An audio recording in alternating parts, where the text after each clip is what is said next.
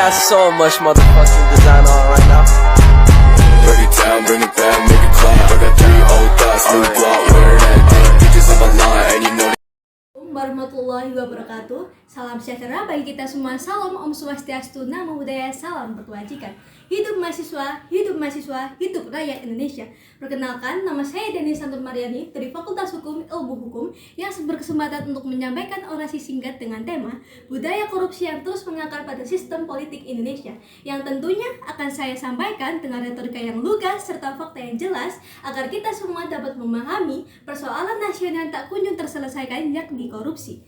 Bagaimana cara mensejahterakan masyarakat Indonesia jika korupsi masih saja terus menjadi budaya?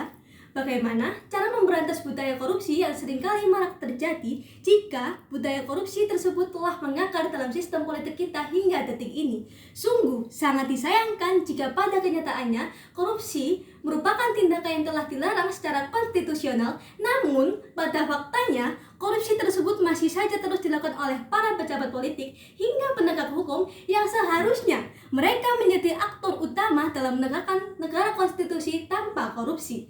Korupsi adalah persoalan yang tak kunjung terselesaikan dalam sejarah kita. Kita tahu pada pemerintahan Orde Baru, korupsi, kolusi, dan nepotisme menjadi alasan utama adanya gerakan mahasiswa dan masyarakat untuk memaksa Soeharto turun dari kursi kepresidenannya.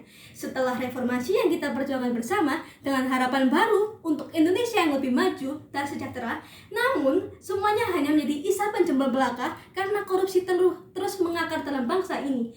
Korupsi terus saja disebut dalam media TV, media cetak lainnya dengan pelaku-pelaku baru. Lantas, yang menjadi pertanyaan besar adalah, akankah korupsi terus membudaya dalam sistem politik kita?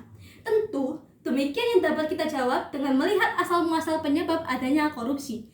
Perlu kita ketahui, salah satu penyebab maraknya korupsi di Indonesia dilakukan oleh orang yang memiliki jabatan, orang yang berdasi dengan pakaian dinas, dengan mobil yang disediakan oleh pemerintah, dan semuanya yang difasilitasi oleh para pejabat publik. Dan kalian tahu dari mana uang yang dipakai untuk membiayai mereka? Uang itu adalah uang yang dipakai untuk uang pajak rakyat di seluruh Sabang hingga sampai Merauke. Uang saya dan uang teman-teman semuanya.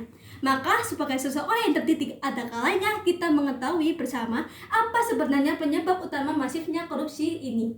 Bagi saya pribadi, masifnya korupsi saat ini dikarenakan sistem politik saat ini yang dibiayai oleh privat. Kita tahu, parpol adalah mesin pemakan uang paling buas, memaksa para kadernya untuk maju membiayai semua proses pemilu. Setelah terpilih, lalu apa? Setelah terpilih, tentu akan adanya upaya untuk mengembalikan modal yang terus dihambur-hamburkan saat kampanye. Mengembalikan modal, itulah akar dari korupsi saat ini.